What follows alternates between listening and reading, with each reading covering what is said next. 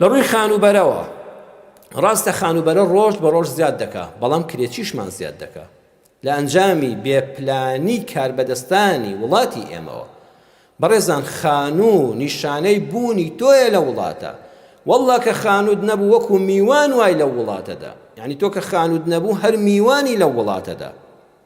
ئەگەر خانووت هەبوو ئەم جا دڵت خۆشە ئۆخەی من خەڵکی ئەم وڵاتم باشت خوا کابرایە وا تەمەنی بۆتە 56 ساڵ 6 مناڵی هەیە، وا کوڕەکانی وەختی ژنهێنانیانە، کچەکانی وا شویان کرد و چوونە ماڵی مێردی خۆیان.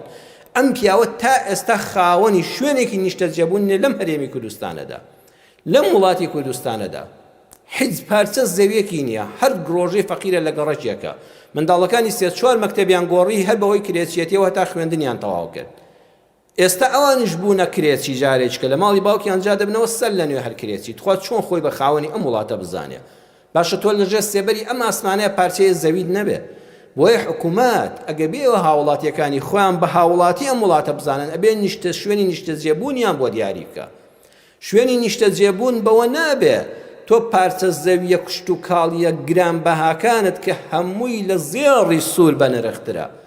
واللهی برایان ئەمە بە دڵسۆزانە دەڵێم، واللهی ئەو زەویانەی کە ئێستا لە سنووری شارەوانیەکاندا تەوزیع دەکرێت بەسەر فەرمانبەراندا کە ئەوە بەس نیوەی خەڵەتاندنە، ئەینە ئەو زەویە باوەڕتان هەبێ 15 ساڵی تریش خزمەتگوزاری بۆ ناچێ. نە ئاوی هەیە، نە کارەبای هەیە، نە ڕێگاوبانی هەیە، بەس قەتعەکە تەوزیع دەکەن. زەرەری ئەوەی لێداوین ئەم زەویە ساڵانە لە زێڕ بە نرختر پێشکەش بە میلەتە دەکا کە گەنمە کە دانەوێڵەیە.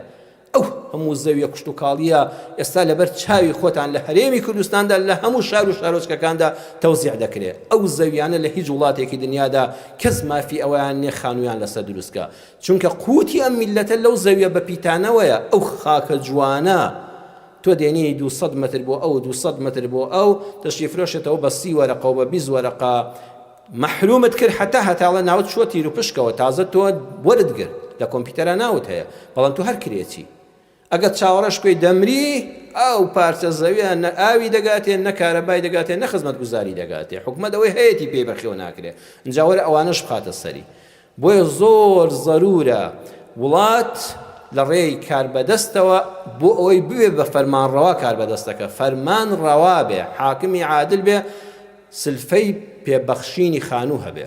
کاکە وەرە 100 ملیۆنی بدەیە، وەرە 70 ملیۆنی بدەیە، وەرە 80 ملیۆنی بدەیە، بەڵام بە قەرزی درێژخایەن بە بەلاژ مەیدەیە. حکومەت هەر با نابێت بە بەلاژ پارە سەرف بکات. چەند جاری ترێ و پێشنیارەمان بۆ کارەبەدەستانی وڵات کردووە بۆ ئەوەی